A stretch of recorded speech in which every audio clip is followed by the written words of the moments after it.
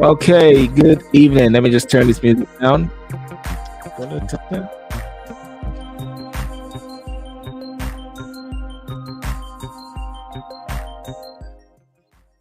Okay, good evening, ladies and gentlemen. Welcome this Thursday night.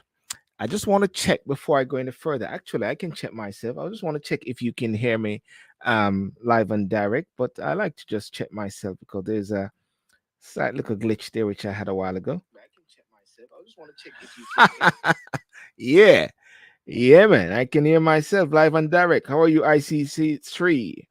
How are you over there on TikTok as well? Over you there on Facebook as well? I am live and direct. As is what I'm saying. When I say live and direct, what I mean by live and direct, I mean live and direct. You know what I mean? Real. You know. Well, I want to say good evening, ladies and gentlemen. It's Thursday evening, 8th of the 6th, my regular in review program. And we look at some of the, what should I say, some of the news which are relevant to us. The news is now worldwide and local, internationally, and everything. And I like to also ask you, what would you say is your news? What would you say is your news of the pick as well? I just want to do something here. Let me know if you can hear me. Just send out send out a signal as well. Let me just check something here. 1, 2, 3. Let me see in 5 minutes. 5 minutes. Yeah. The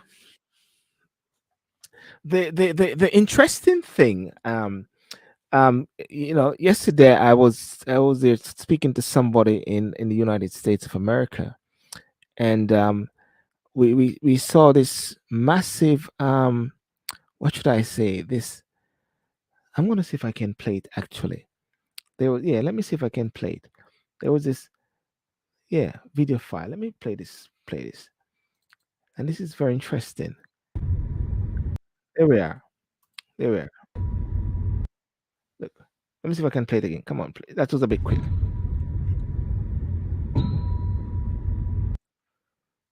It's very small, but very powerful. Look at that.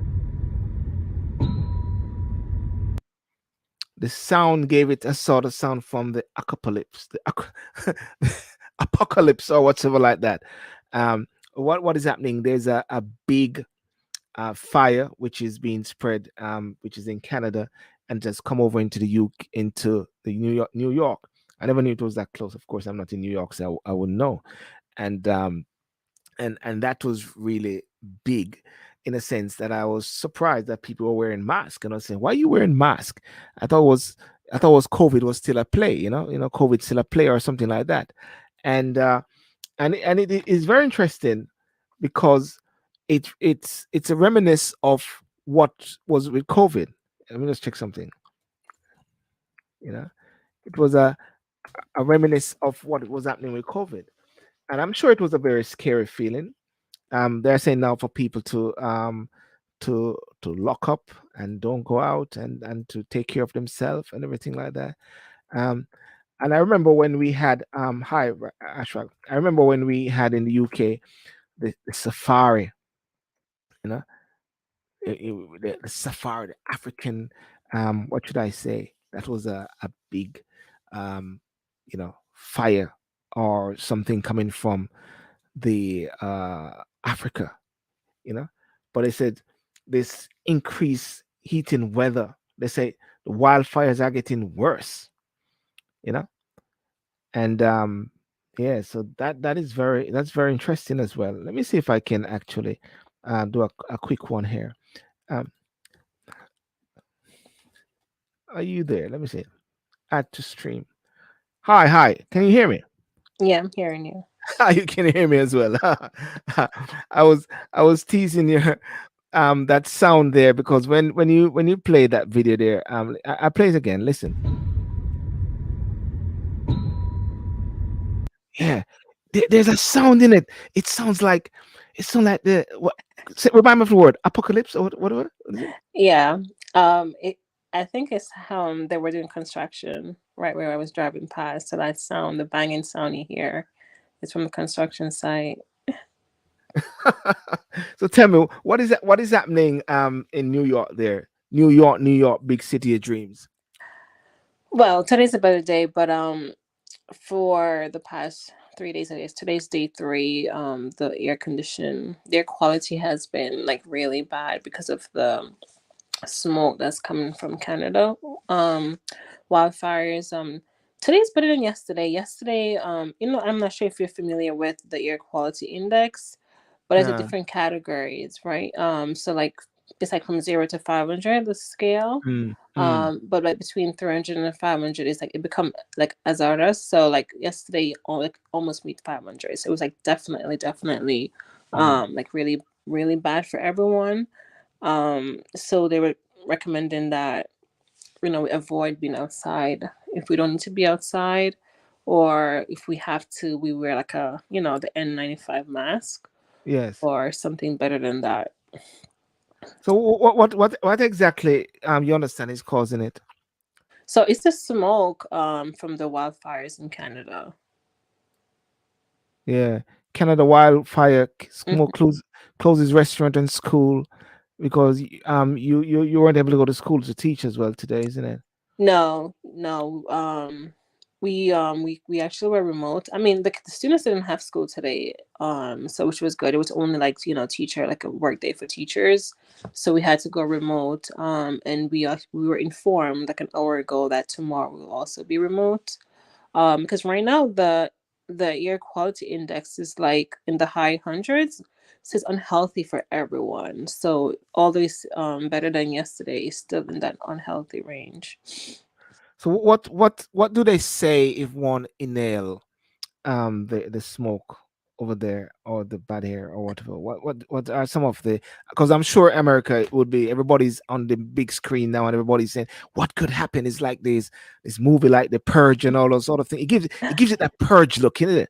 Like the end time. I'm sorry, I'm getting excited. Well, yesterday definitely looked that way, especially with the smoke covering the sun, so kind of like that orange look. But they're saying that this possible can cause like a long-term illness. Of course, Really? all respiratory issues if you're out there for like too long and inhaling the air. But of course, it's even worse for the subgroups like those with asthma or different illnesses. But like of course they're not really sure like exactly what can happen, but they just warning that they can be long-term effect from it. Oh wow. Oh wow. So would you say that you're worried? Would you say that people are worried or they're just going through the motion? Honestly, I don't know how many people were. Like for example, yesterday it was really high. It was like an above 300. And I went to the gym, and I mean I wore a mask, but I was Yeah. like there was only one other person I saw exiting the gym with a mask. Nobody else was wearing a mask. So I'm not really sure Mm. if or how many people are like, taking it seriously or, eating to the warning. I mean, on the news you do see people doing it, but for me, like physically on the street, I only saw one other person within the space of like 2 hours in and out the gym wearing a mask. Okay. And what have they like how long it may last for, if anything? Is I'm there any sorry, I didn't hear you. projection based on? Um, oh, that based on the quality. So right Yeah, now, is there any sort of projection? Are yes. So they're saying that it should get you with better me? over Can you the hear me? Yeah. weekend. That it should get better over the weekend. Uh, And there were this morning there was like this evening may get worse compared to this morning, but by like Saturday it should get better. But you never know. mm, So that's what you're saying right now. It should be better or start getting better over the weekend. Again, there was massive improvements between yesterday compared to at least today up to midday. I'm not sure what the air quality index is right now. I kind of looking out the window, I do see a little smoky out there. So I'm not yeah. sure what is Well, it right the now. well, the British Prime Minister, as I don't know if you know, in the United States of America, you know that, and let's hope he doesn't pass through New York and take up anything and bring it across there. Yeah, but it's not only New York You know, actually. because Rishi, There are some other states. I'm not sure which states, but I think they mentioned 20 something states that are being affected right now. Um, yeah. so it's not only New York, but the Northeast is getting it Mm, worse. yeah. Well, anyhow, well, let's keep safe over there at the same time. But what is it like for Jamaicans in the diaspora in New York City? New York, big city of dream. I used to rap that song in the New York, big city of dream, and everything in New York. Too much, too many people, too much. Ha ha ha ha ha. That was a rap. I don't know if you're born yet. But what is it like there in New York now, especially for the diaspora people overseas? I mean, I don't know if you I don't know. Maybe you sort of not keep up with what's going on in Jamaica. Jamaica is a jam flex. So much things happening in Jamaica. I'm trying to say if you're not with it, you're out of it. I mean, right now I have to just take a break from Jamaica. It's just too many things happening at once. Too many things happening here. Like, there are times you have to just take yourself away from certain things that are not impacting you directly. Yeah, You have a life to live and you can just get overwhelmed with everything in society. yeah. I like that because a few people have been saying they have to take a break from Jamaica. It is too much. Um, One young person was saying the other day that they're just tired of hearing things, and the diaspora seem to be more inclined and more interested. And then the person was cussing to say that people in the diaspora they just chat too much as well. you know and some of the changes happening in Jamaica regarding the republic, the constitution, the code of conduct, the cashless society. What do you think? Do you think before I let you go, even though I said I was going to take about 2 minutes, what do you think about the society being cashless? Is New York cashless? Or Um, there there are certain stores that are most of them are like both of well they do take cash. You have mm, some that may say that if you're paying cash, you need to be exact. mm, Um, and but it's definitely more cashless options. And yes, quite honestly, I have no problem with it. I don't know because I am a millennial or whatever, but I don't walk with cash. mm, Um, I don't. Yeah, my card. I sometimes I don't walk with my card. My phone. I just yeah, use my phone and Apple Pay. So for me, it's a yes, convenience. it's I know convenient. some people are saying like society is trying to like mold us in a certain direction. I don't know. I feel indifferent about it because I think it's convenient for me. You know what is very interesting?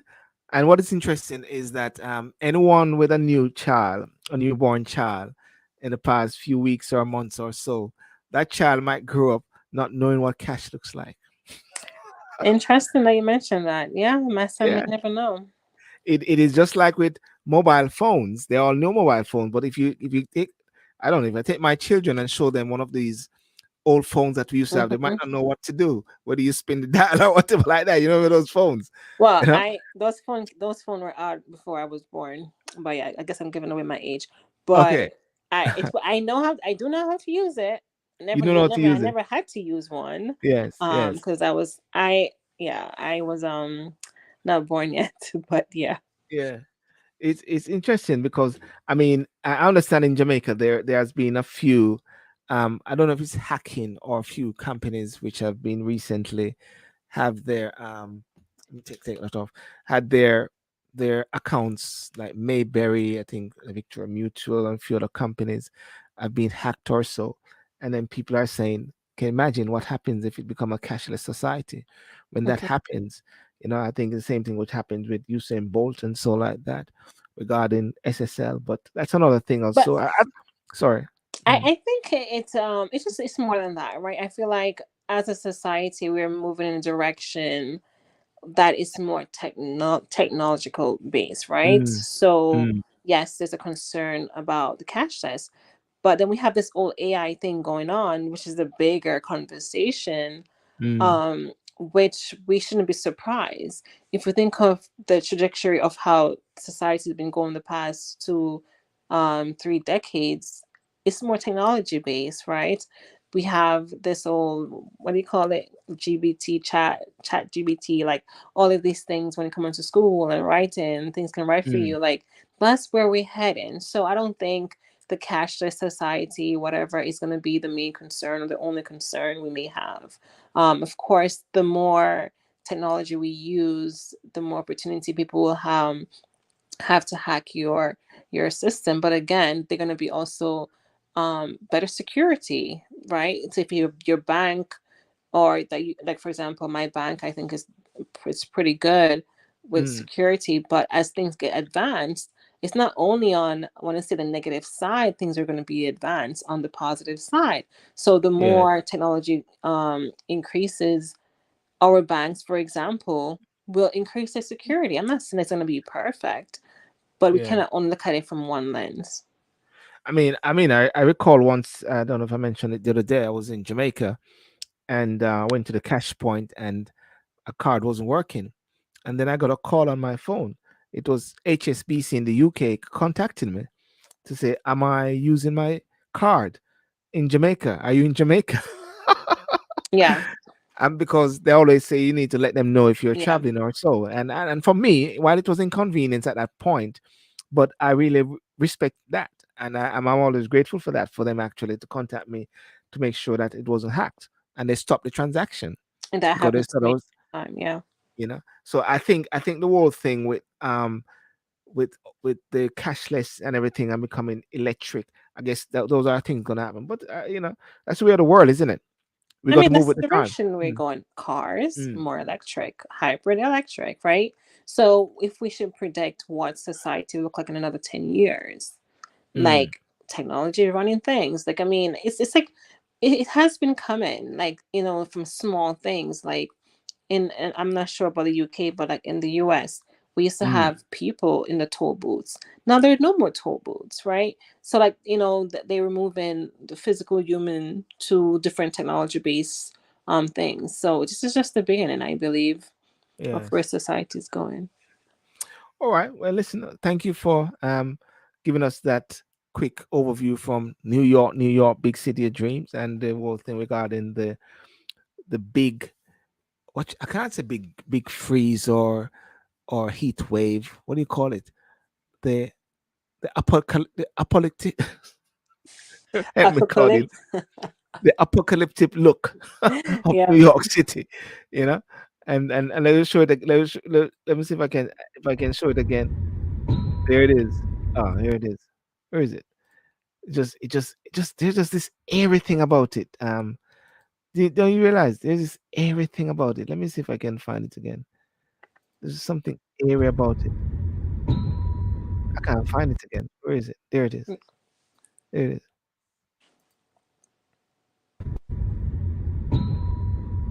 That sound, boom. That's powerful, man. All right, Claudine. Anyway, thank you so much for that. Yeah, All right, no and problem. and by the way, how's the fencing? Jamaica? Right now the fencing is on pause. It's on pause. Okay, okay. And you keep representing Jamaica as well, yeah, with the All team. right, thank Yeah, you. we'll talk some other time. All right. Thank you so Okay, much. Peace out. Bye you're bye. welcome. Bye bye. Thanks. Cheers.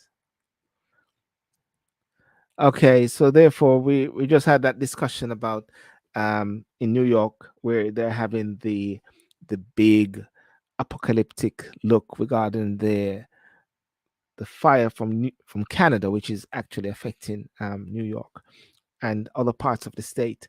So what they're saying is to be safe while there at the same time, and apparently they're saying it could possibly have well, maybe long term um, illness. So people are wearing masks. Um, as I said, I did remember when they had the safari smoke or whatever or sand that came in from Africa or so. It's like it came to the UK, and that was something else really. People covering up, but I guess that's how it is. Anyway, I just had flagged up earlier, and I flagged it up like what that the Prime Minister of the UK, Rishi Sunak, is presently in where is it? He's in the States. Rishi Sunak, and building that special relationship. What is it? Building that special relationship.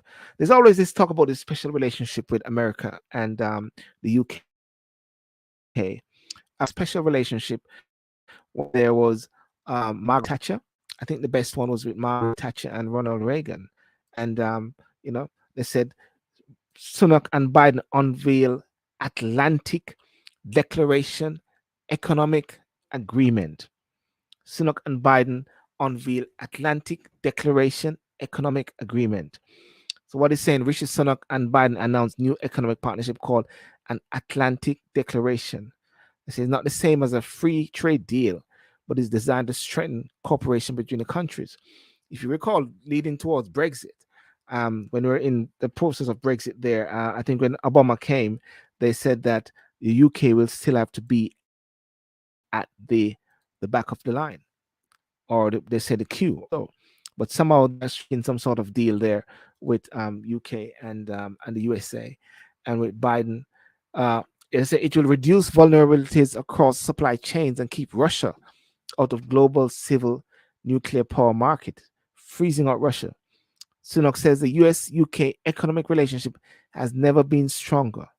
He says the new agreement means new US investment in the UK and reduce trade barriers in technologies of the future. Sunak thanked Biden for his accommodation at Blair House, also known as the President Guest House. Very interesting. I wonder if how Tony Blair felt when he went there. He said the building in Washington D.C. was better than the spare room in Downing Street. Oh, come on, Rishi, you can't say that, man. In the same chat, Biden called the Prime Minister Mr. President before correcting himself. Well, Biden is not really Biden is Biden. I get that, but well, thank you so much for coming, and for those on TikTok as well. Thank you so much. Remember to like and share there, and those on Facebook, remember to like and share there. One of the things that I'm going to be touching on tonight, you might see this. It's scrolling up. It's a Diaspora conference. Yeah, there's a Diaspora conference which is set for the UK, and that is the UK version of the Diaspora conference. I'm going to bring in Nathaniel Pete to really speak about this. Nathaniel, how are you? I know you're driving. Yes, Sylbourne, it's good to be with you tonight. And the guests online, I hope everybody can hear me loud and clear. I'm Live just in and the middle of direct. live and direct traveling, to and fro, up and down. But, I'm here with you tonight. And it's really good to be here with, the various different listeners. I know we have listeners around the world, the Yeah. Jamaicans. tuning into the show tonight. And the Diaspora conference is the first one which is going to be happening since the pandemic, in fact. And this is a prime opportunity now for Jamaicans to get out and to actually listen to the ministers that may be attending virtually, and also the people that are going to be there discussing several topics, in particular around celebrating Windrush 75. And that Yes. is a theme, in fact, that we have undertaken within this conference.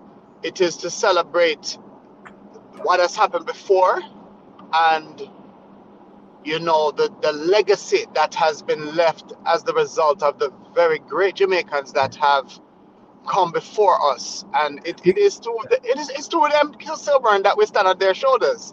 Yes. That's it. And that's why you sort of set the discussion is on Windrush legacy. At the same time, you That, set the hallmark there. Yeah. that's right. That's right. And we're very excited to announce the first conference since the pandemic. And it's been a well thought through process, and a hard process, in fact, capturing the essence for this year. But we've been working very hard to deliver a Mm. strong, engaging, valuable event. And the theme itself is legacy beyond Jamaica. And if there is any Jamaicans that Yes. really want myths busted and more, we'll have topics and things that are going to be relating to Jamaican citizenship and passports, and open discussions around Jamaica's constitutional reform. In addition to that, where we're going to be covering other topics Yeah. around youth, Windrush, and what that means, as well as entrepreneurship, innovation, investments, trade, and commerce, which are all very critical Mm. types of conversations that we need to have, because I think many of the diaspora don't know that they can invest in Jamaica through various different means. And I think it's important that people really know how to purchase land in Jamaica, or if they want to build property in Jamaica, how to do it smoothly is the key thing. And we're very grateful for the sponsors that have come on board with this. That being said, there is NCB Bank. Victoria Mutual was one of the first people to come on board. Grace Kennedy as well. Grace Foods UK. We've had Yes. logistics solutions, as well as my company actually did quite a bit of the flyer designs and so forth, as a safety box, as well as Safety box. as Yes. yeah, that's right, as well as some others that have really contributed to this conference financially. And Yes. now is really the opportunity for the diaspora here in the United Kingdom to really engage, and Yeah, it's go ahead, it's sorry. interesting. It's interesting because I have a picture up so people can see, and who is speaking is Nathaniel Pete. He's driving and he's secured. He has on his earpiece, so just let you know that. um, and he's a global Jamaica Diaspora Council South UK representative, and his colleague is Kevin Brown, who is for North.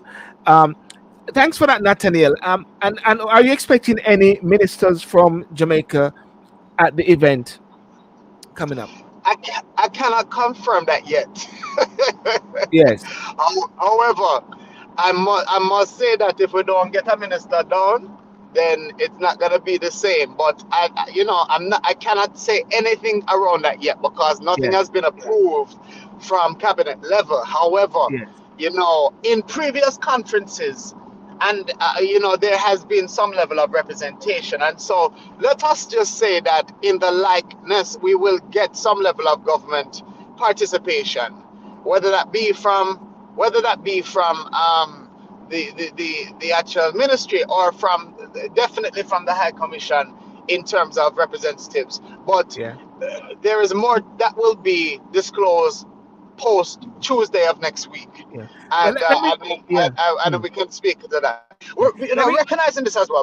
Yeah, go ahead, Silver. Go ahead. No, Sorry. I'll just no, I was upset while I have you here as well at the same time, because I believe Rudy Page might be coming on shortly after. But you mentioned discussions on Windrush legacy. So, ladies and gentlemen, Windrush legacy, that's going to be crucial. Investing in Jamaica, that's why you're going to have the sponsors which are going to be there. Engaging the next generation, and something else which is very powerful, which is on the tip topic, which gets me excited: Jamaica constitutional reform. Because Jamaica right now, the big thing in Jamaica is about removing the King Charles as a head of Jamaica. There's a thought about that now. What's your, not that I need your personal opinion, but what's your thinking on that and the way forward regarding those? Well, I mean, the constitutional reform, there is an actual committee, and we are going to be having special guests from Jamaica that will speak directly to that. It is intertwined constitutionally, and there is a lot of legwork that needs to be done in order for a separation, because the constitution in Jamaica is the thing that I believe is the holdup from a legal standpoint. And the Attorney General has really spoken about this and the hurdles. And I believe that it is time now for Jamaica to really stand on its own legs. As far as the agreements that are in place, we successfully still can navigate within the Commonwealth. We successfully still can develop the trade routes and the trade agreements that can be made.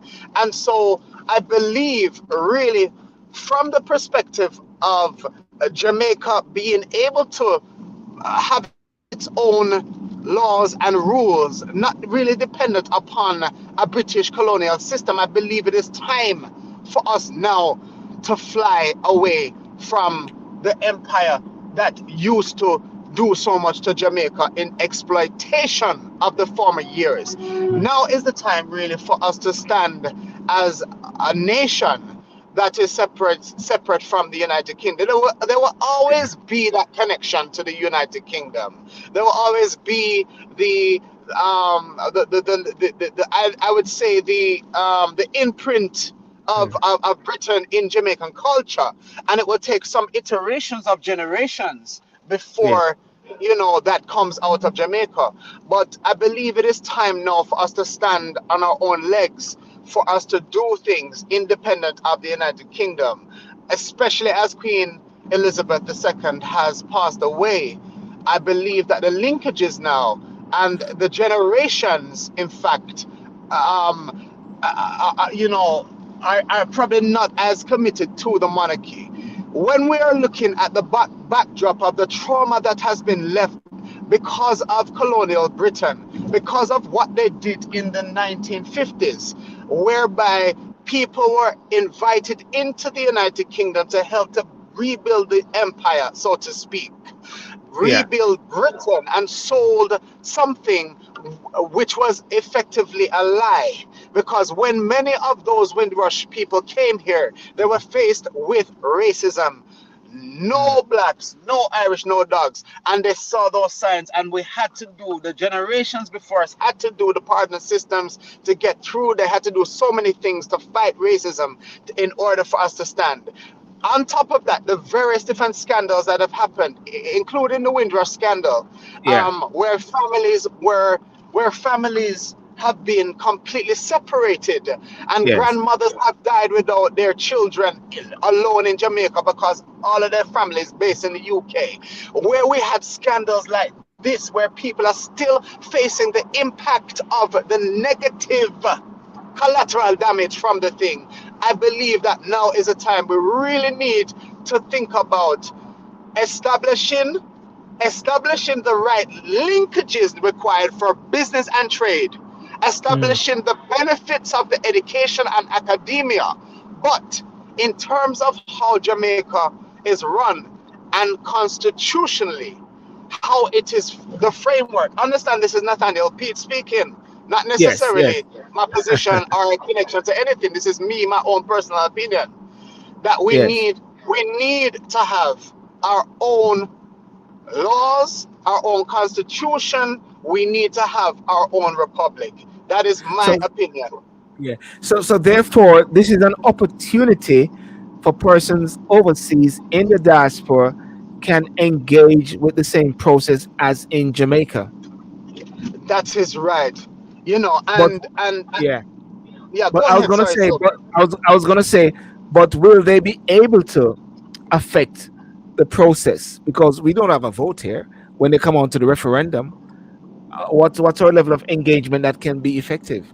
Is it telling our families back home what to do? You know, I believe that we can do things as a collective, and a lot of Yes. things is around messaging. So yes, you are right in terms of messaging that we send back to Jamaica, because we don't have any voting rights right now. And you know, Yes. I believe, you know, myself and Kevin have a similar opinion that, you know, Jamaicans that are still in touch with Jamaica, and I believe there should be some level of voting power, right? That is granted to diaspora members. I believe Yes. so. um Yes. you know, if they're a citizen, if they, you know, they draw down tax, if they could tax, you know, they have things and, you know, operations in Jamaica, and still they have a vested interest in Jamaica. I believe that there should be something like that that would Mm. enable the diaspora to vote. But as we don't have that at the moment, what we need is messaging. All right, we need messaging, and Mm. that is about the communication with those people um that are back home, families, friends. Yes. Yes. You know what? You know, we have to really measure advantages and disadvantages, and if there are more disadvantages, then surely we should break away. Okay, so let us know. Tell us about this day now. This day is going to be the 24th of June, Brunel University. What do people need to do in order to be involved then? Yeah, so you know, as a God-fearing nation, we recognize that this is actually on a Sabbath for many believers that go to church on a Saturday, right? Yes, yes, And so it was a little bit unavoidable for yes, the conference based upon the time and funding. yes, But it is going to be held on the 24th of June, and all people have to do is book online via yes, the Eventbrite link.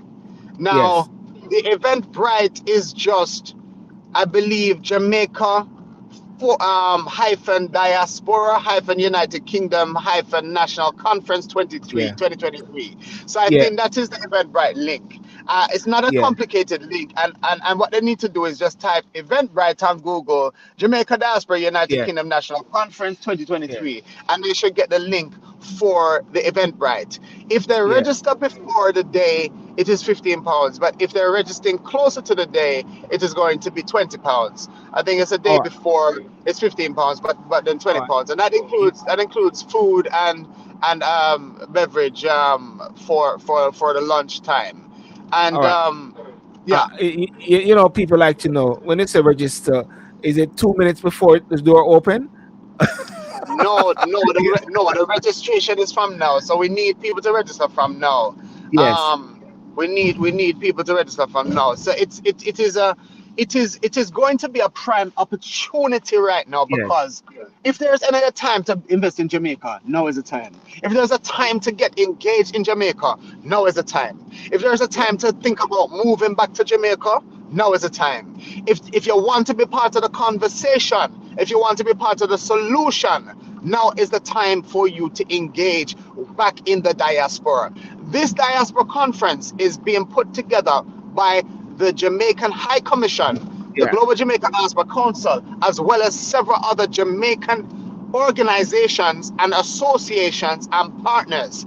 So where in the past the conference was put together by JDUK, it is no longer now a JDUK, but it is the wider diaspora.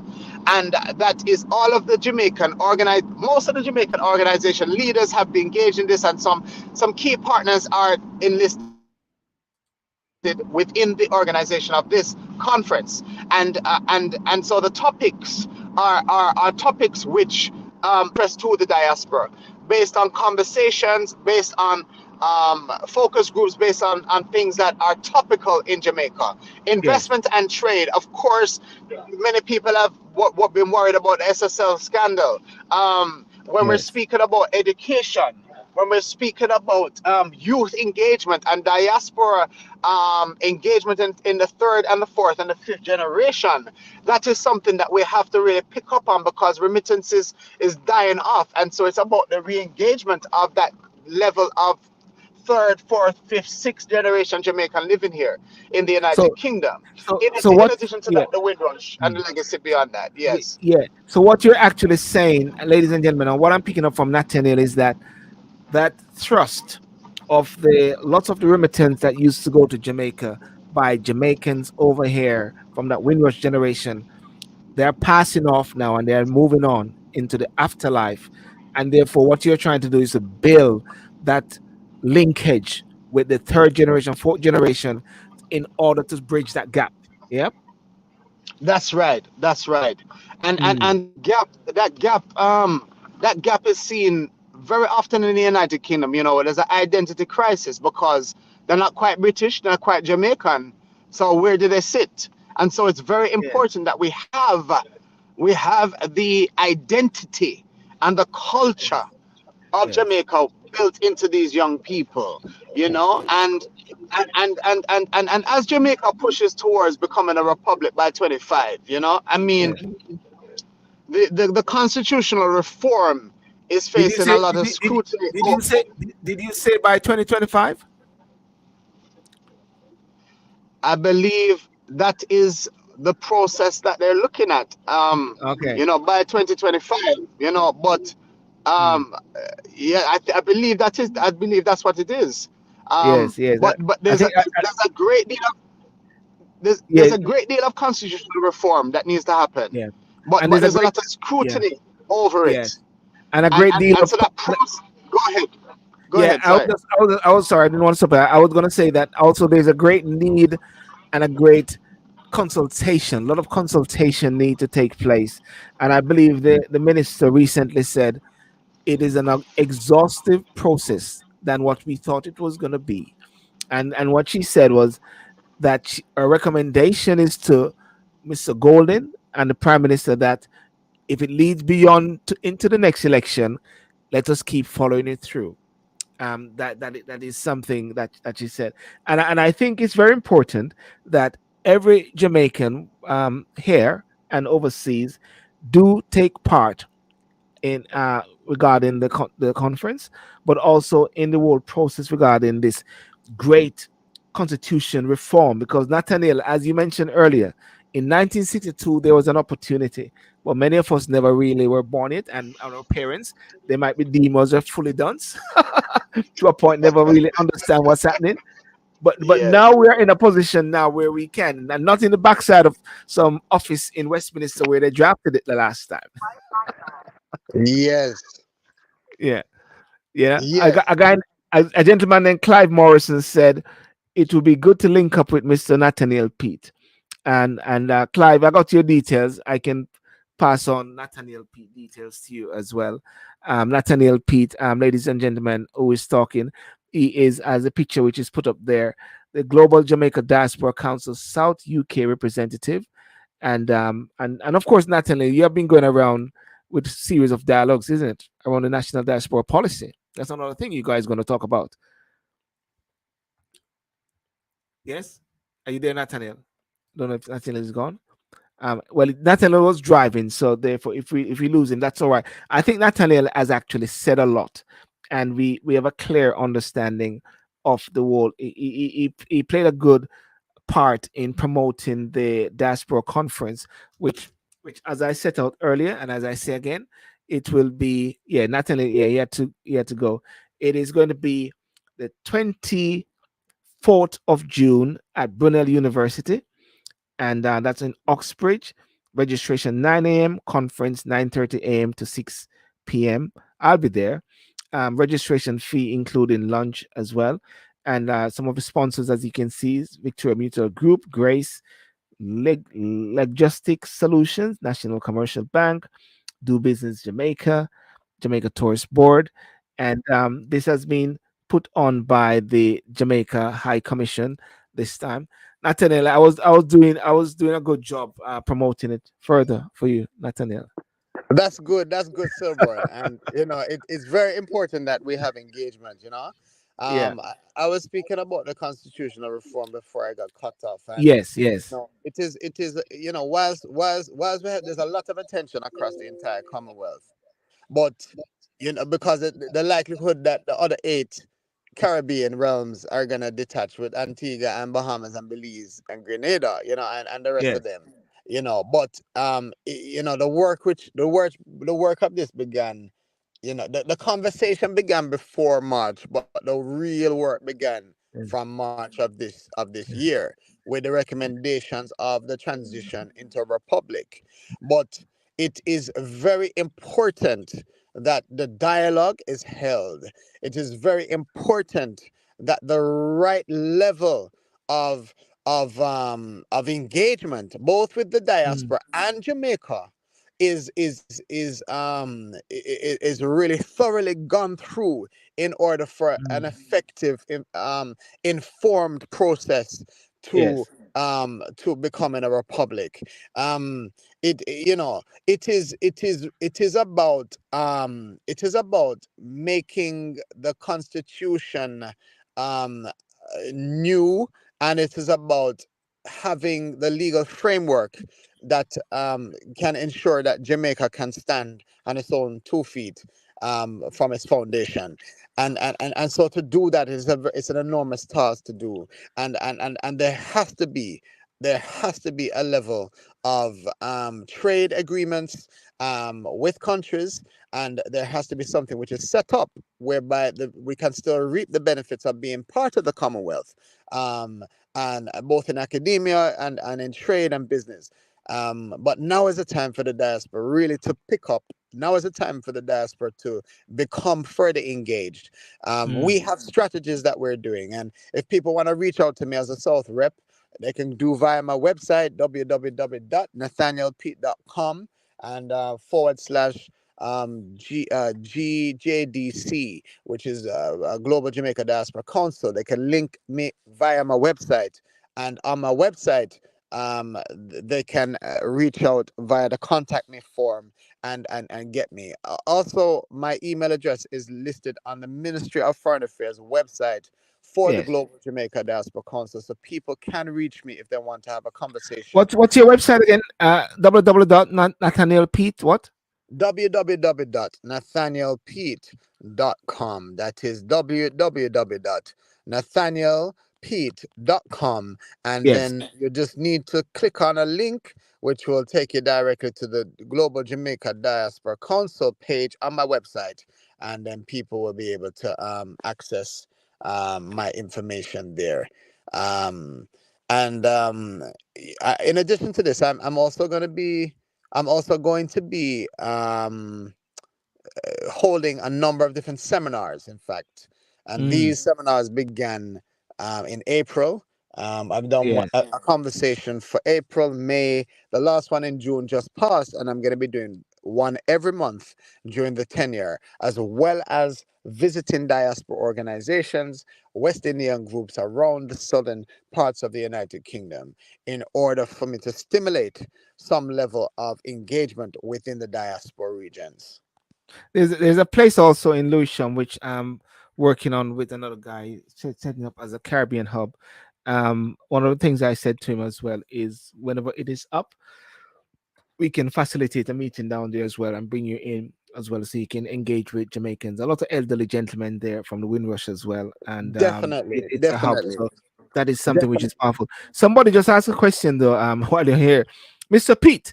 Is Jamaica ready to become a republic in 2025? That's what they ask him, Nathaniel. I don't think it's ready for 2025. I mean, Yeah. you always have to set a goal and an ambition, but I don't think Yes. it's ready. I don't think it's going to be ready for 2025 at all. Yes. And that is a very ambitious aim. Yes. And I think the framework needs to be set up by then, but I Yes. don't think it's ready to do the divorce yet. I think the divorce is going to take a lot longer time. Maybe by 2030, perhaps, is more You, achievable you in mean, terms you mean, of. but 2030 should be Vision 2030, where Jamaica That's becomes a right. That's right. And so everything culminates into that. Mm. that's right. And this is focused around, everything has to link into policy, and Yes. so where we have the diaspora policy document, which is in its final iterations before it goes out.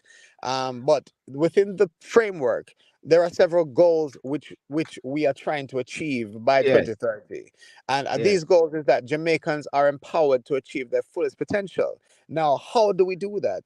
How can we Mm, achieve our fullest potential both in the diaspora as well as in Jamaica? It involves mm, a lot of work in so many different sectors, and it's such a wide area in terms of achievement of fullest potential. mm, Education is not equal for everybody in Jamaica. How do we make education free for everybody? Technology mm, and access to education through technology is not equal. Energy is not equal across the island in terms of provisions. It's not mm, the amount of energy that is in the island, because it's not like Africa where they don't have it in rural areas. In Jamaica, you have 97% of penetration of electrical power, but it is yes. affordability.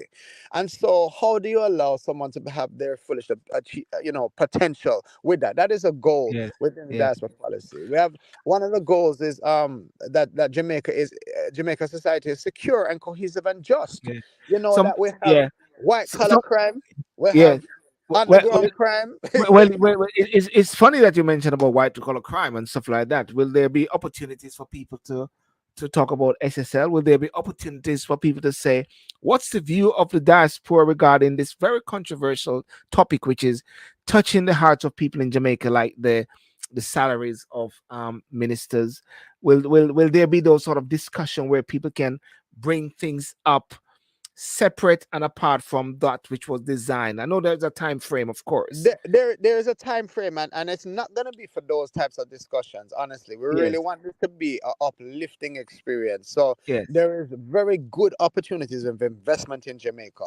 There is great business that can be started in Jamaica within the mm, forums that I'm holding online. That is where these types of conversations can be surfaced, and yes, I will be encouraging Jamaican ministers as well as those people in departments around finance to address some of those issues for the diaspora, because I know it is a big concern. You mm, know, this goal that they have within the national diaspora policy, that Jamaican society is secure and cohesive and just, not only mm, speaks about the white collar crime or even the crime that's on the ground and violence, but it is speaking about the security when people leave UK, Canada, or USA, or wherever they're coming from, to go back to Jamaica, to ensure that they are safe when they go back home. And goal 3 is around the Jamaica's economy, to allow it to be a prosperous nation. Um, I mean, this is all very, very important for all of us. Goal 4, Jamaica has a healthy environment. I mean, climate change is a big issue. Solar energy and the penetration of solar in Jamaica needs to be more. The issues with the rubbish in Kingston and around the mm. coastal areas. We have to really think about the environment of Jamaica, not only from the perspective of waste, but also in terms of mining and industry that destroys the environment. And so, Okay. as yeah, Yeah. sorry, I can go on, No, Silver. no, no, no. Go on, go on, go on, go on. Nothing. Go on. you You're know finishing your point. and the conference is very important, because when we consider the forerunners that arrived on the Tilbury docks on Emperor Windrush, on the 21st of June 1948. We, for going from there to now, we've made tremendous impact on Britain, and that is Mm, so important to celebrate. And so that's why this conference needs to be framed around Windrush, because those brave men and women, they built the foundation for people like me and you, right? mm.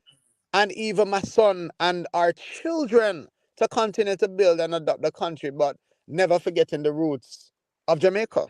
Yes, And it's through them, in fact, that we have learned to be the advocates for change in the whole of society today. When you yes, look at yes. Jamaica, when you look at Jamaicans around the world, we are educated, smart. We are we are some ingenious types of people. We're innovative. We have Mm, achieved such a lot within the diaspora regions. And that is because of the influence of our forerunners that came before us and our homeland, Jamaica. We're Yes. resilient people, Sylbourne. You know, we I have a totally we have a never we have a never say die attitude. well, what they say, look about me talawa, but me say a big bottle True, talawa. true, true. I change it by saying the big bottle, we big bad and we broad. That's right. We we big we brother, big true. bad and we broad. You know, not That's here. right. Listen, thank you so much for coming on. People have Yes, been sir. asking questions, and I'll be and I'll share the flyer as well and the link Yeah, man. because you also have this QR code as well where people can Yeah, click man. on it as well for the conference. So, ladies and gentlemen, the Diaspora conference, which you all invited to, is going to be on the 24th of June at Brunel University, That's and right. uh, Brother and the University. title That's right. and the title is going to be Legacy Beyond Jamaica, celebrating Yes. Windrush at 75, which is put on by the Yes. Jamaica High Commission. Somebody on TikTok said, "Nothing new, same old, same old. The problem lies with the majority of people not being priority." Well, I think what you're talking about here, and what we're all talking about is how we can get. You know the funny thing, Nathaniel. This is what the funny thing is. Go ahead. Whenever there's a demonstration in Jamaica, and somebody say Mm. to me, "Where are the people?" I always go Mm. back to them and say, "Where are you? Where were Yeah, you?" man. Where are you? You see, I all right. Let me tell you something. Because go on. before, let me tell you, Yeah. anytime you listen, right? I have worked with the mayor of London, yes, to get Mm, them to look at the Metropolitan Police and to disrupt yes. it. I have got Yes. companies like Ernest and Young, right, to start their foundation, right. I have helped. Mm, I sit on the board at Lloyd's Banking Group, all right, mm, to help them to give black-owned businesses money. In fact, we sat around the board table to say we need to give them advertising opportunity where we partner with Channel 4 to give them £100,000 worth of advertising. I am one of the board members. Now, anytime you need to move something, you have to use policy. That is why I mentioned policy. This is the difference between talk shops of the past because we are trying to move based upon policy. When things are aligned with policy, with the goals of mm. policies, why the diaspora policy document is so important. I would encourage every naysayer to go and read the diaspora policy document. And once you align yourself with policy, it is about raising the awareness, number one. It is about number two, having the understanding of what those goals and policy aims Yes. are. Number three, it is about action because once you are working with policy, then there is no turnaround. You can get the pivot, you can get the change that you need to get. And we have seen this done several times. Even when I was a bit in a campaign with Richard Branson back in the day with the Control Alt Shift campaign, Yeah. whereby we had names and lobbied the government to get loans, where the United Kingdom law and legislation was changed, whereby the government would support businesses in loans, right, to get startup loans for their businesses, and that was fully backed by the government. That was as a result of people Policy. action and as a result of aligning with policy. Now, this is about driving economic change in Jamaica. It cannot be done just with a talk shop. It needs to be done aligned with policies, aligned with goals, aligned with Vision 2030. When you begin conversation like that and you begin mobilization like that, that is when we have action. So So what? I am So what? listen, I'm not about What? political Yeah. parties. I'm about Jamaica. I'm Yes. apolitical about Jamaica. Just about Jamaica. This is about Jamaica, not about political, not about anything political, just about Jamaica. And as you know, as many people say that, while that is so, but politics somewhat have a massive hold in the whole scheme of things. Hence the reason Definitely. why it's the reason Hmm. why the policies and everything gonna shape, because what we're talking about is That's right. accountability. What we're talking about is responsibility. What we're talking That's about right. is transparency as well. That's And these right. are things, and that's why I just said to you, to want to do changes, you got to show up. And also the last bit I was gonna say is, if somebody say is it going to be a 9-day wonder? I said, only if you allow it to be a 9-day wonder. True. By not counting the 9 days and say, in 10 days time I'm going to do this, 11 days time, and it won't be a 9-day wonder. Because at the end of the day, the most important thing is that, as I said, my walk and talk in the morning, there's one thing I always say all the while. Every single morning I hear the birds. If I go out in the night, I hear the birds. I walk in the snow sometime, not in it. I hear the birds. I walk in when we're in the fall. I hear the birds. Guess what? They always show up. No, sure. That's Always it. show up. That's it. And they That's it. always sing a new song. Listen, Nathaniel, great. Thanks a lot, Sylbourne. Thanks for the impromptu one, Yeah, man. No and problem. what's up? And we look forward to the 24th. And I'll be there. I'll be able to set up a stall or something like that and have some interviews Yes, as well. And we take it that's from right. there. Unfortunately, Okay. I will not be there. I have to send out. Ah, I'm not gonna be there. yes. But I will be sending down a message from Yes. me. But my other reps will be there. Yes. Yes. But it is going to be a discussion. Mm, And I hope that the diaspora does show up yes. for this. Thank you very much, Sylvan. Okay. Thank you, Nathaniel. Peace out. All right. Bye-bye. Drive safe. Did you reach home? Oh, yeah. Okay. Thank you so much for that. I just want to say one last thing before I go is that the conference Legacy Beyond Jamaica, June the 24th, Brunel University, Jamaica Diaspora UK National Conference. I'll put the link up on my Facebook page as well, and I'll post it up. You got the QR code, and there's also the Eventbrite where you can go and register. And what they say, if you register early, you get an early bird ticket. If you register late, you get a late bird ticket as well. And so that was fantastic. And of course, I have to note some of the comments by persons. Economic change for who? We need to be in the real place to understand what happens in actuality. Very good point. But I think one of the things that we also discussed today was it's very important to also show up. And sometimes we won't be able to get everything that we want done at the same time, but we've got to show up. As I said, if somebody say, where are the people who are demonstrating, where are the people, only a few, then I'll ask the question, where were you? And then I'll ask the question further. Maybe you didn't have to demonstrate, but you could actually buy some drinks or buy some some food, or I was going to say festival for the people who are out there, and for something which is a 9-day wonder, when you can go beyond a 9-day wonder by you making it beyond a 9-day wonder. Someone asked me earlier, what's the constitution, Jamaica Constitution? Actually, it's so very easy. Just type it in Google, Jamaica Constitution Project, and you can find it. The Jamaica Constitution is very easy to find.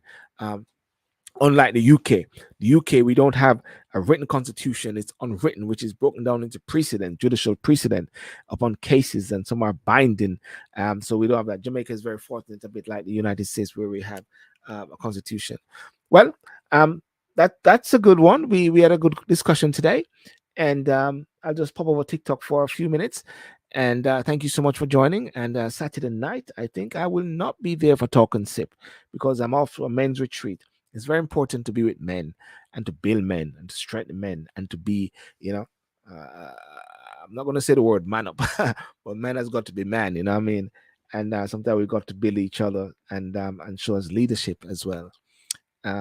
So that's so I won't be there Saturday night, but Matunda and myself, Matunda Makula, there's a key thing that we're going to talk about, and that is I don't know, we're going to try to do it, maybe record it or so, but one of the key thing which is happening is the charter of rights, something which is not mentioned too much in the whole scheme of things, because there's so many moving parts with what is happening now. And some of the key question is, what is the charter of rights, and when was it included as part of our constitution? What are the specific rights that are included? These rights, absolute or limited? How have they been interpreted by the court? How can the charter be amended? Is there a case for amendment? There's also other things that need to be discussed, is about the code of conduct, which I believe that different ministers are actually having issues with. And I found something today earlier. I did my research. Always good to do research, and I found a document, and the document actually set out who are the MPs who have signed the code of conduct. And today I've got 11 MPs who have signed the code of conduct. Question is, where are the others? I'm going to mention them at another time for Jamaica. And I was also looking at the code of conduct for the UK as well, and with some similarity. And of course, for the UK, very stringent on and very strict regarding the code of conduct. If you don't, the press take you out. You know what I mean? They'll go for you and they will rip you apart on it. But if I look for some of the key things from the code of conduct, which I find very strange that the ministers are not so keen on wanting to sign. Some of them say they don't know about it. It talks about selfishness. Holders of public office should act solely in the public interest in their conduct of public affairs. They should not do so in order to gain financial or material benefits for themselves, their family, or friends. Integrity. Holders of public office should not place themselves under any financial or other obligation to individuals or organizations that might seek to encourage improper behavior in the performance of their official duties. Objectivity. In carrying out public business, including making public appointments, awarding contracts, or recommending individuals for rewards and benefits, holders of the public should make choices or merit. Accountability.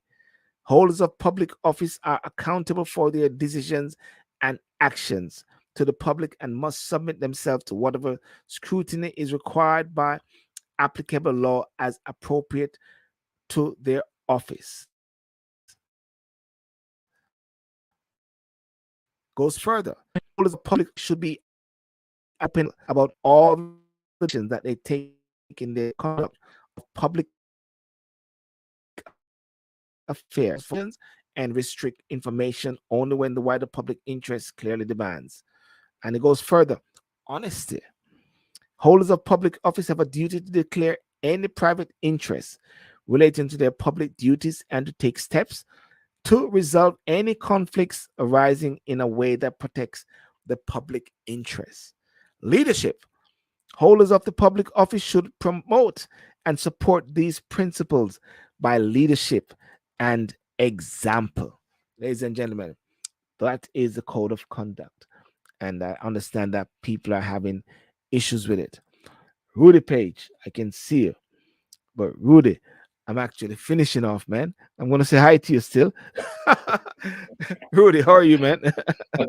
Hi, Well, Sylbourne. Got delayed, so I missed this yeah, one. I'll have to come on the next one.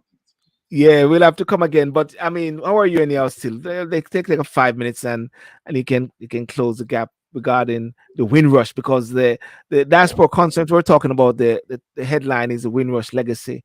But I know you have been very integral. Are you in Jamaica? Sorry. I'm back in the UK after the successful few Yeah. days in Jamaica.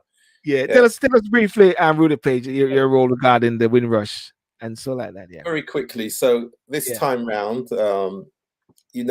historically, I was involved in the early days, the compensation scheme, ensuring people understood information, advice, and guidance from Home Office officials. But over the last 18 months or so, I've been responsible for what's called the Windrush Anchor Heritage Education Program, which kind of reflects the kind of community development work that I do, both Yes. here in the UK and in Jamaica. Mm. So we've got a life-size replica of the Anchor, which we've built a program of activities around. So we just had what's called the Windrush 5 Communities Anchor Festival in Augusttown. Yes. Went very well indeed, and again, that's around community development, and that was collaboration with the USA Diaspora, Yeah. Dean Roden and Dorothy Maitland and Elder Campbell locally. And then I was also appointed as a panel member for the national celebrations for Windrush in Jamaica. So I was really the catalyst for the Departure Day celebration on the 24th of May, which was held at Kingston Parish Church. And then also in the afternoon, we launched what's called Descendants Day. So we now, in the future, talk about Windrush Descendants Day for May the 24th. And it's part of the passing the baton, because being a child of the Windrush generation myself, I had to remind people that our generation, we're now grandparents ourselves, and history moves on, time moves on, and it's important that we now start to think about, well, what are we doing now? What's happening for our young people?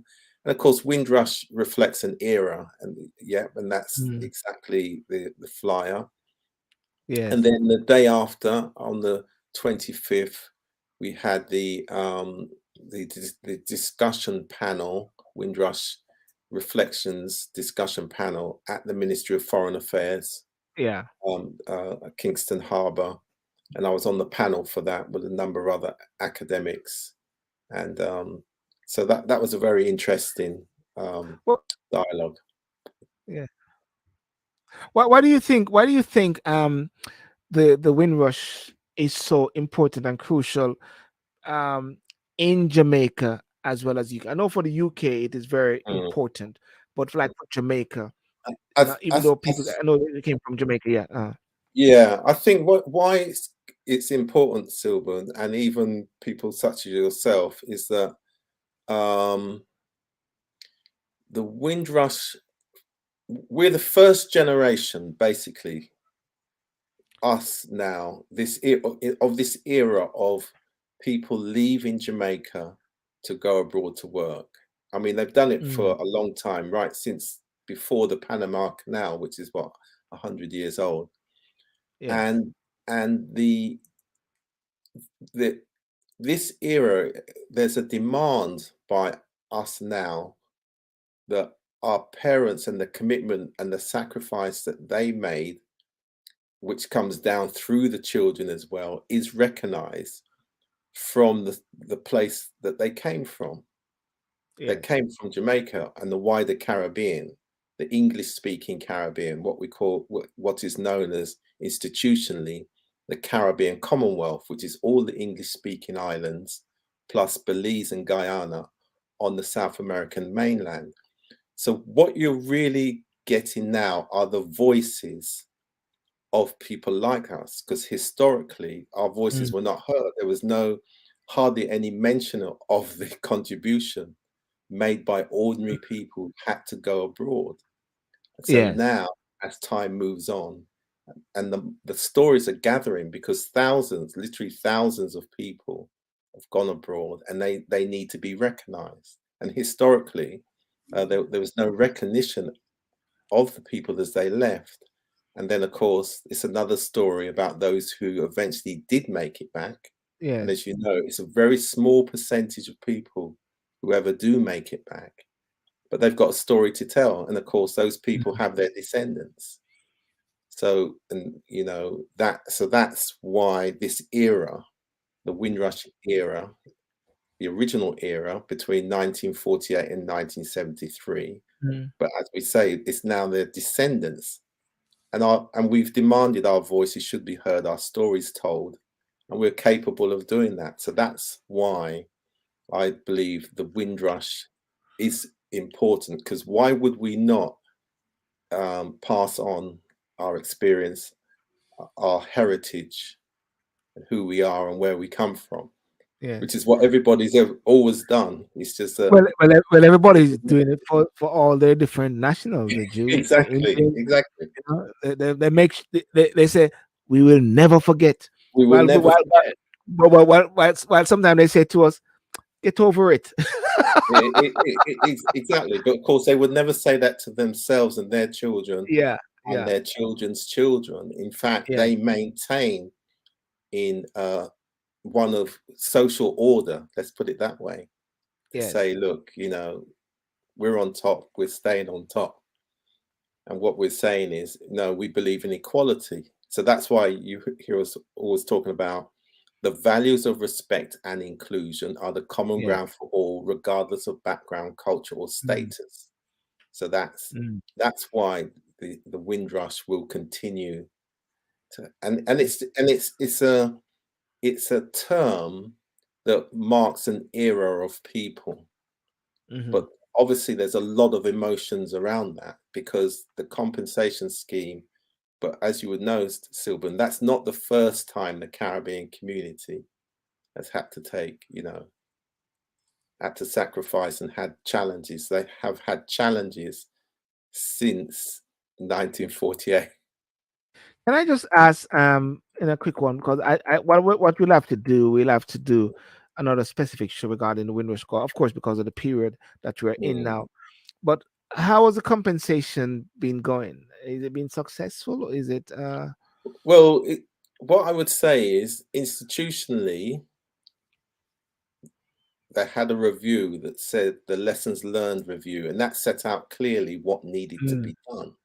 But I go back to my point, though, is that those people who have been impacted, those issues need to be addressed, and it has to be done through the institutions. And our community, we also have a collective responsibility to support people in the community. Yes. Find the best ways to ensure that they get the institutional recognition, compensation, whatever it might be, redress.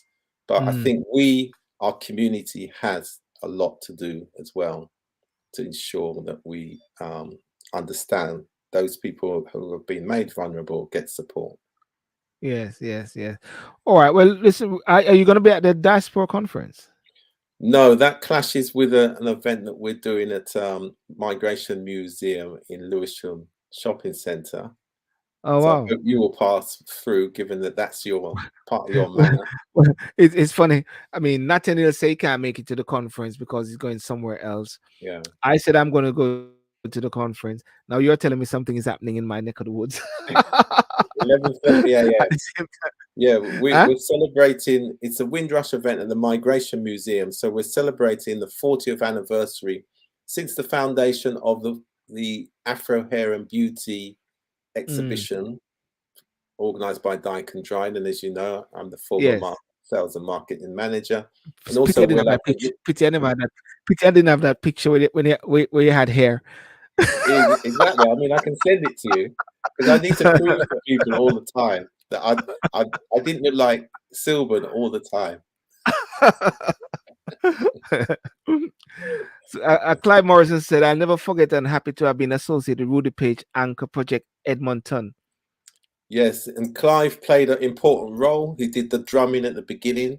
And in fact, that was the first Windrush Anchor Festival took place at Edmonton Shopping Centre up in North London, and that was last year. And that's where we modeled. That's where we modeled the approach to putting on these festivals. And we lose a bit. Rudy, are you there? Yeah, I think. Yeah, I'm still here. Yeah. Yeah. Anyway, you're saying so Edmonton was great. So Edmonton was the first Windrush Anchor Festival took place. And people can find all details about our activities, makingconnectionswork.com/Windrush Anchor, and it has all the information, all the background, all the links. So it's a very big program, Sylbourne. It brings in all aspects of life here in the UK and Jamaica, and eventually the wider Caribbean Commonwealth as well. Well, definitely. I think what we'll have to do, Rudy, is to set an evening talking about the Windrush, like on a Sunday evening or so, and just really relate to it, because a lot of people, because the funny thing is that a lot of people hear the word still, but actually not sure exactly what is happening really. What it means and what it means to their lives. And I think increasingly, and that was one of the topics very quickly on the discussion panel that took place. And I really challenged the academics on there, because what we expect from academics is clarity and definition. Clarity and definition. And so they need to come up to date and understand those descendants and those voices and what's going on now, because how else are we going to get the learning into the younger generations if we're not clear academically and don't define what is going on now? And I know I flagged it up a while ago, but you're on the cutting edge and you'll know the same thing. I said it, but let me just ask you, do you find people actually wanting to know more or not knowledgeable of it, and you find yourself teaching more? Yeah, absolutely. And it's a good thing, Sylbourne, because more people want to understand it. Because going back to what I said before, particularly in the UK, Caribbean culture communities, by and large, and the depth of our experience was overlooked. And if there was any coverage, it would by and large be negative, or it would be focused around, carnival or those types of things. It was never really about, well, the culture and the heritage, the lineage, where do they come from, how have they made a contribution, and why and their contribution is as good as all other communities here. So we've never really had that conversation, and somehow the Windrush now has opened people's minds to the contribution that's been made in such a short space of time as well. And I think it's incumbent upon us to promote and to share the history. Just like how they're taking down statues, you're also putting up statues as well.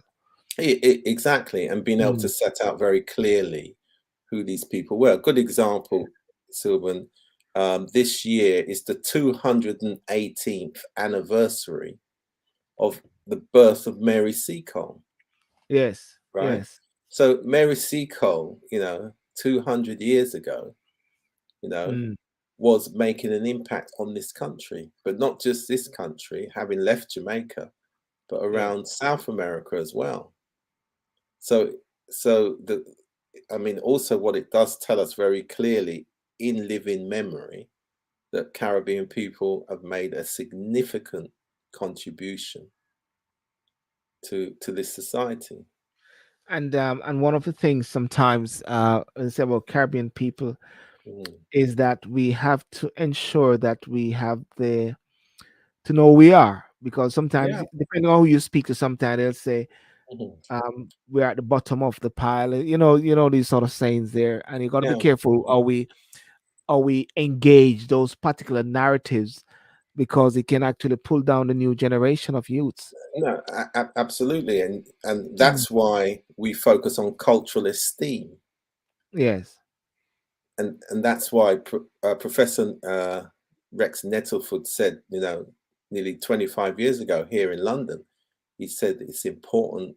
Culture is an important tool for development, and that's why with Reach Society and ourselves for the last 5 or 6 years, we put cultural esteem at the top when it comes to supporting the development of young people, because that is essential for the exact reason that you said there, because we have to get their minds away from others who may say to them, you're bottom, you're not worth anything, etc. We got to change those things no matter what. I know in society there are struggles and things are tough, but we've got to speak up instead of speak down. Amidst everything, we've got to speak up instead of speak down. Rudy, well, listen, I want to thank you so much. What we have to do, we have to have another one where we can sit down. Exactly. And there are lots of information that you have sent me already, and we can do a discussion on it. There's so much things. I don't know if when you're in Jamaica, if you're caught up with all the different things in Jamaica, or can I just ask you a question? You're in Jamaica a while ago. Were you, unless was the issues which everybody's talking about a lot came at you? The issue like the salary, the constitution, the reform, the conduct, the code of conduct by ministers and the politics. Was that in your face? It was the topics were there, and I watched them, of course, but the only one I really took an interest in was the constitutional reform. Yes, yes. And why that's important, Sylbourne, and I'm glad you mentioned that, because at the one of the principal challenges that we faced, Jamaica now, in the original Windrush situation, is that when Jamaica became independent, and this is a government minister who said this at an event that I facilitated up in North London, said that when Jamaica became independent in 1962, that changed the relationship between the UK and Jamaica. And that's the first time I'd heard that. So the fundamental relationship, so the whatever the structures and agreements that there was a fundamental change in that relationship of status, which is kind of obvious if you think about it. Jamaica, in relation to the UK, changed its status. Right now, if Jamaica becomes a republic, once again, that is going to be a change in status between Jamaica and the UK. So what does that mean potentially for those people who have become British citizens during this last period of time since independence? So think of the gap from 62, let's say it's 2025, Sylbourne.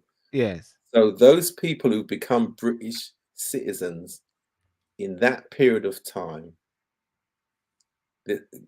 their status will have changed in relation to this country and Jamaica. So I've been sounding this alarm even on Jamaica platforms as well. And our UK platforms, that we must learn the lesson from the original Windrush issue, that change in status means something. Now, any country can succeed from the UK. You know, Barbados did it the other day, but the UK hasn't passed any legislation in relation to leaving. And it doesn't have to. But of course, Sylbourne, a new government or any government could decide to pass some legislation if they wanted to.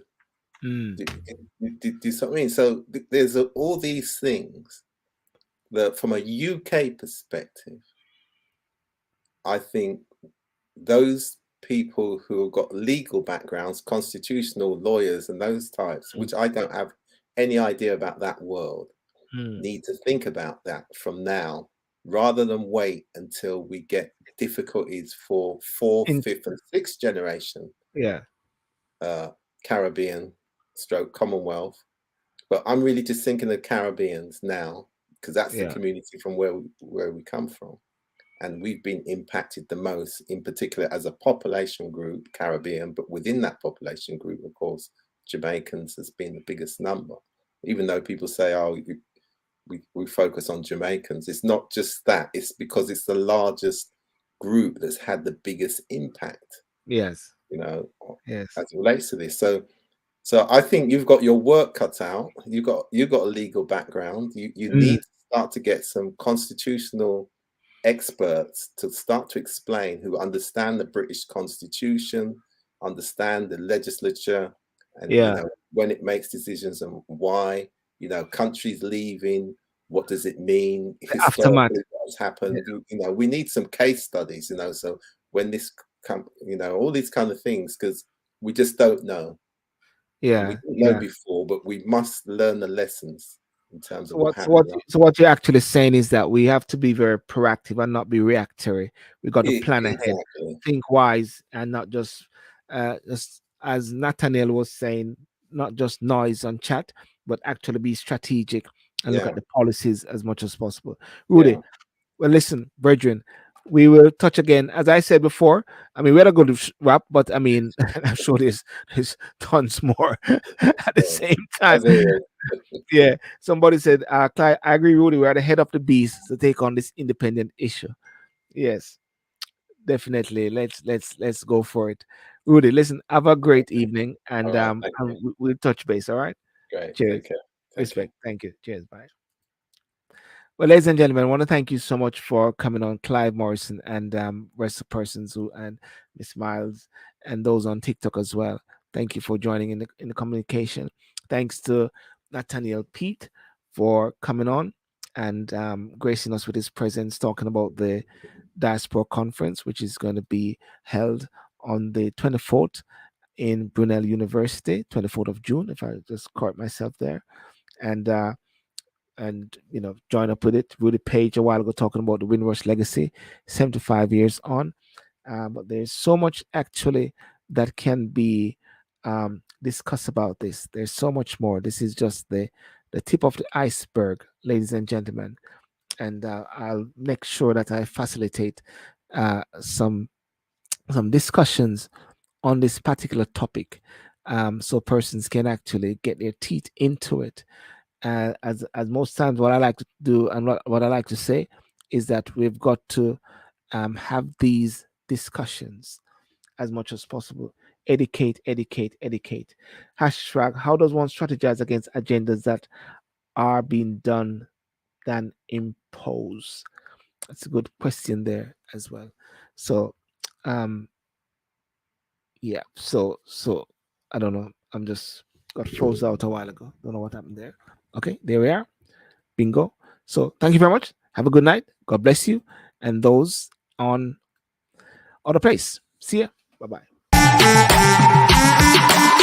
Let's go.